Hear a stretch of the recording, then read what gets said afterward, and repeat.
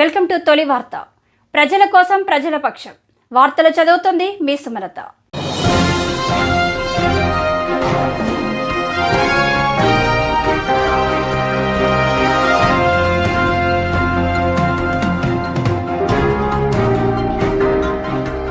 మహబూబ్ నగర్ జిల్లా కాంగ్రెస్ అధ్యక్షులు Devarakadra MLA G Madhusudan Reddy GMR విలేకరుల సమావేశంలో మాట్లాడుతూ డీకే అరుణకి దిమ్మెదిరిగే కౌంటర్ ఇచ్చిన ఎమ్మెల్యే జీఎంఆర్ రేవంత్ రెడ్డిని విమర్శించే స్థాయి అర్హత డీకే అరుణకు లేదంటూ ముఖ్యమంత్రి రేవంత్ రెడ్డి కాలి గోటికి డీకే అరుణ సరిపోరంటూ విరుచుకుపడ్డారు.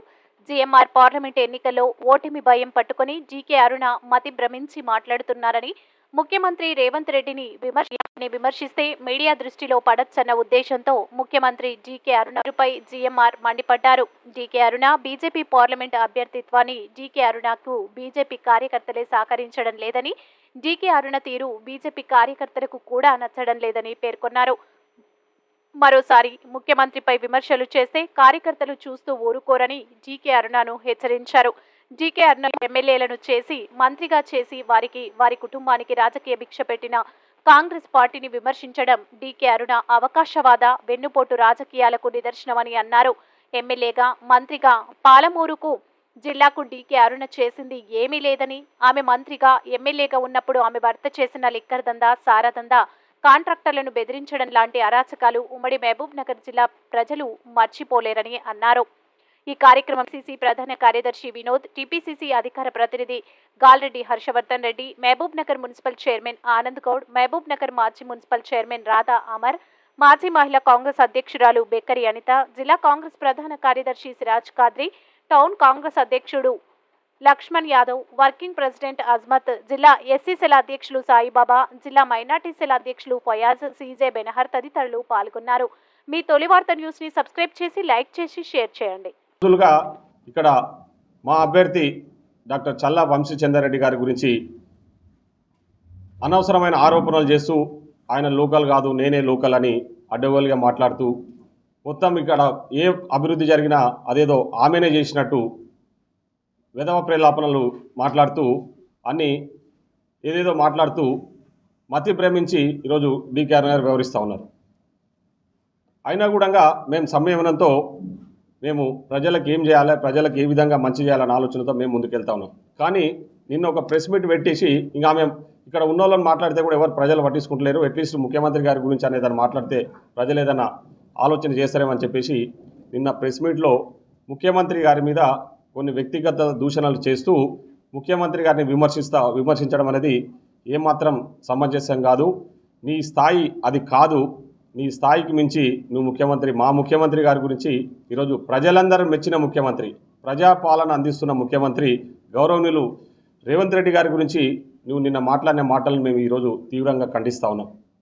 నువ్వు మా ముఖ్యమంత్రి గారి గురించి ఆయన తెలివి గురించి మాట్లాడుతూ ఉన్నావు. నీకు తెలివి ఎక్కడుంది? అసలు నీకు తెలివి ఉంటే ఇట్లాంటి పిచ్చి రాజకీయాలు చేయవు అసలు. ఎందుకంటే నీ రాజకీయాలన్నీ కూడా నీ అవసరం కోసము, నీ భర్త అవసరాల కోసం, మీ కుటుంబ అవసరాల కోసమే నువ్వు రాజకీయాల్లో ఉన్నావు. కాంగ్రెస్ పార్టీలో ఆ రోజు పెద్ద ఎత్తున లాభపడ్డ వ్యక్తులలో మహబూబ్నగర్ జిల్లాలో ఎవరు ఉన్నారంటే ఓన్లీ డీకే అరుణ గారే. ఈరోజు కాంగ్రెస్ పార్టీ అధికారంలో ఉన్నప్పుడు నీకు ఎన్నో రకాలుగా లబ్ధి చేకూర్చిన పార్టీ కాంగ్రెస్ పార్టీ.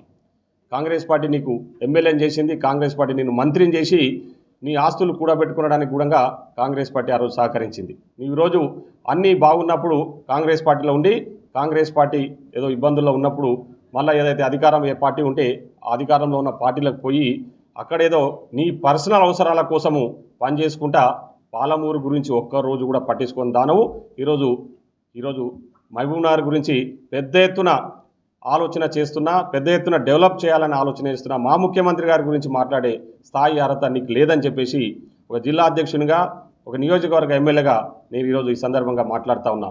నువ్వు పాలమూరుకు ఏదో ప్రాజెక్టులు తెచ్చినా, పాలమూరుకు రోడ్లు వేసినా, పాలమూరుకు బియ్యం తెచ్చినా అని చెప్పేసి నువ్వు మాట్లాడినంత మాత్రాన్ని ఈరోజు ప్రజలు నమ్మే పరిస్థితులలో లేరు. నువ్వు పాలమూరుకు చేసింది శూన్యం.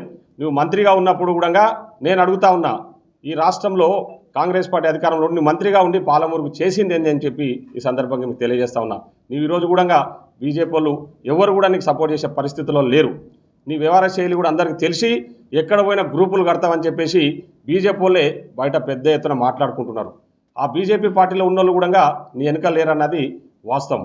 ఈరోజు మేమందరం కూడా ఈరోజు కాంగ్రెస్ పార్టీని చూస్తే చాలామంది అసూయ పడతా ఉన్నారు. కాంగ్రెస్ పార్టీ లీడర్లందరూ కూడా ఒక తాటిపైకి. మహబూబ్ నగర్లో మీకు తెలుసు డీకేఆర్ నగర్ ఉన్నప్పుడు గ్రూపులు కట్టి జనాల మధ్యలో మా పార్టీలో ఉన్న నాయకుల మధ్యనే చిచ్చు పెట్టిన లీడరు నీవు. ఈరోజు కాంగ్రెస్ పార్టీ పచ్చగా అందరం కలిసి ప్రజల కోసం పనిచేస్తూ ఉంటే అది చూసి ఓర్వలేక కాంగ్రెస్ పార్టీని మా ముఖ్యమంత్రి గారిని విమర్శిస్తూ ఉన్నాం. ఈరోజు అంటే నీది ఒక ప్యాషన్ ఏంటంటే ముఖ్యమంత్రి గారిని విమర్శిస్తే నీదేదో పేపర్లో రాస్తారు, టీవీలో రాస్తారు, నీకేదో పబ్లిసిటీ కోసం అని చెప్పేసి చేస్తున్నావు తప్ప ఈరోజు ముఖ్యమంత్రి గారు మా 6 గ్యారెంటీల గురించి నువ్వు మాట్లాడే స్థాయి ఎక్కడిది నీకు? 6 గ్యారెంటీలలో ఆల్రెడీ అమలవుతా ఉన్న 5 గ్యారెంటీలు కళ్ళకు కట్టినట్టు ప్రజలు ఆస్వాదిస్తూ ఉన్నారు. ఈరోజు ఆర్టీసీ బస్సులలో మహిళలకు ఉచిత బస్సు సౌకర్యం, ఆరోగ్యశ్రీ రాజీవ్ ఆరోగ్యశ్రీని బ్రహ్మాండంగా అమలు చేస్తూ ఉన్నాం. అదేవిధంగా 200 యూనిట్ల వరకు కూడా కరెంటు ఉచితంగా ఇస్తూ ఉన్నాం. ఇండ్ల విషయం కూడా మేము ఆల్రెడీ స్పష్టంగా చెప్పినాం. ప్రతి నియోజకవర్గానికి 3500 ఇండ్లు పక్కా ఇందిరమ్మ ఇండ్లు ఇవ్వబోతా ఉన్నామని చెప్పేసి కూడా చాలా స్పష్టంగా చెప్పినాం. ఇండ్లతో పాటు ఈరోజు మీరు ఇంకా మిగతా పథకాలన్నీ కూడా మేము అందిస్తూ ఉన్నాం. మిగతా విషయాలు కూడా మీకు తెలుసు. నిన్నటి వరకు మా వ్యవసాయ శాఖ మంత్రి గారు చాలా స్పష్టంగా చెప్పారు. నిన్నటి వరకు 5 ఎకరాల లోపు ఉన్న ప్రతి రైతుకు రైతు బంధు కూడా వేయడం జరిగింది. మిగతా రైతు బంధు కూడా త్వరలోనే వేస్తామని చెప్పినాం. అదే కాకుండా ముఖ్యంగా రైతు రుణమాఫీ నిన్నమన్న మా వ్యవసాయ శాఖ మంత్రి గారు పెద్దలు తుమ్మల నాగేశ్వర్ గారు మాట్లాడుతూ ఖచ్చితంగా ఎలక్షన్స్ అయిపోయినప్పుడే రైతు రుణమాఫీ కూడా చేస్తామని చెప్పి చాలా చాలా చాలా స్పష్టంగా చెప్పడం జరిగింది. మీరు కళ్ళు లేని కబోదులు ఏదో ప్రజలను మభ్యపెట్టి మాయ చేయాలి, ప్రజలకు తప్పుడు ప్రచారం ఇవ్వాలని చెప్పేసి 6 గ్యారెంటీల గురించి పదే పదే మాట్లాడుతూ ఉన్నారు, తప్పుడు ప్రచారాలు చేస్తూ ఉన్నారు. 6 గ్యారెంటీలలో ఒక 5 గ్యారెంటీలు ఆల్రెడీ ప్రజలకు అందించినాం. ఉన్నది ఒకటి ఇప్పుడు రుణమాఫీ విషయం ఆల్రెడీ మేము క్లారిటీ ఇచ్చినాం. రుణమాఫీ కూడా చేయబోతా ఉన్నామని చెప్పేసి అంటే ఇన్ని విషయాలు ప్రజలు కూడా స్పష్టంగా చాలా అంటే క్లియర్ కట్గా మా పట్ల ఆకర్షితులై ఉన్నారు. ముఖ్యంగా మీరే చూస్తూ ఉన్నారు. ఈరోజు గత అంటే ఆపోజిషన్ పార్టీ ఏదైతే ఉందో టీఆర్ఎస్ పార్టీలో కానీ బీజేపీ పార్టీలో గెలిచిన వాళ్ళు కూడా మొత్తం మా వైపు చూస్తూ ఉన్నారు. మేము వద్దన్నా కూడా వచ్చి మా పార్టీలో జాయిన్ అవుతూ ఉన్నారు. దానికి కారణం ఈరోజు మేము అధికారంలో ఉన్నామనే కాదు, మేము చేస్తున్న అభివృద్ధి, మా ముఖ్యమంత్రి గారు పాలిస్తున్న పాలన, ప్రజాపాలన పట్ల ఆకర్షితులై ఈరోజు బీఆర్ఎస్ పార్టీలో గెలిచిన ఎమ్మెల్యేలు చాలామంది గతంలో మంత్రులుగా చేసిన వాళ్ళు కూడా ఈరోజు మా పార్టీ పట్ల ఆకర్షితులై, మా పాలన పట్ల ఆకర్షితులై, మా ముఖ్యమంత్రి గారి పాలనను మెచ్చుకొని ఈరోజు కాంగ్రెస్ పార్టీలో చేరుతా ఉన్న విషయాన్ని జీర్ణించుకోలేక, డైజెస్ట్ చేసుకోలేక ఈరోజు డీకేఆర్ గారు ఇంకొకరు అడ్డగోలుగా మాట్లాడే ప్రయత్నం చేస్తూ ఉన్నారు. ప్రజలు కూడా మిమ్మల్ని నమ్మే పరిస్థితుల్లో లేరు. ఈరోజు బీజేపీ గురించి డీకేఆర్ గారు మాట్లాడుతూ భారతదేశానికి మోడీ, పాలమూరుకు నేనని గొప్పలు చెప్పుకునే ప్రయత్నం చేస్తూ ఉన్నాం. పాలమూరుకు నువ్వు చేసింది ఏందని చెప్పేసి పాలమూరుకు నేను, ఆడ మోడీ అని చెప్తా ఉన్నాడు. మోడీ లేడు, ఇక్కడ నీవు లేవు. ఆడ మోడీ ఓడిపోతా ఉన్నాడు, ఇక్కడ నీవు కూడా భారీ మెజార్టీతో ఓడిపోతా ఉన్నామన్నది వాస్తవం. ఈరోజు భారతదేశం యావత్తు కూడా కాంగ్రెస్ పార్టీ పట్ల చూస్తూ ఉన్నారు. నిన్న మొన్న మీరు పేపర్లలో చూస్తూ ఉన్నారు, మీడియాలలో వస్తూ ఉంది, సర్వే రిపోర్ట్స్ క్లారిటీగా వస్తూ ఉన్నాయి, క్లియర్గా చెప్తా ఉన్నారు. కాంగ్రెస్ పార్టీ రేపు భారతదేశంలో అధికారంలోకి రాబోతా ఉంది. భావి భారత ప్రధాని ముఖ్యంగా మా రాహుల్ గాంధీ గారే రేపు ఈ భారతదేశానికి ప్రధానమంత్రి కూడా కాబోతా ఉన్నాడని చెప్పేసి చాలా స్పష్టంగా చెప్తా ఉన్నాం. నువ్వు మాట్లాడుతూ ఉన్నావు కదా మీకు ప్రధానమంత్రి క్యాండిడేట్ లేడని. మాకు ప్రధానమంత్రి క్యాండిడేటు భారతదేశం మొత్తం పాదయాత్ర చేస్తూ ప్రజా సమస్యలను తెలుసుకుంటూ ఈరోజు బ్రహ్మాండంగా ప్రజల కోసం పనిచేస్తూ ఉన్న మా రాహుల్ గాంధీ గారు ఉన్నారు. ఆయన్నే రేపు మా కాబోయే ప్రధానమంత్రి అని చెప్పి మేమే కాదు యావత్ దేశ ప్రజలు కూడా ఈరోజు భావిస్తూ ఉన్నారు.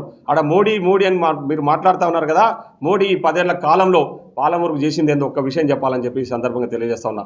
నీవు ఉన్నావు కదా గత 5 సంవత్సరాలుగా భారతీయ జనతా పార్టీలో, మరి ఏం ఉద్ధరించినావు? ఏడ రోడ్లు వేసినారు?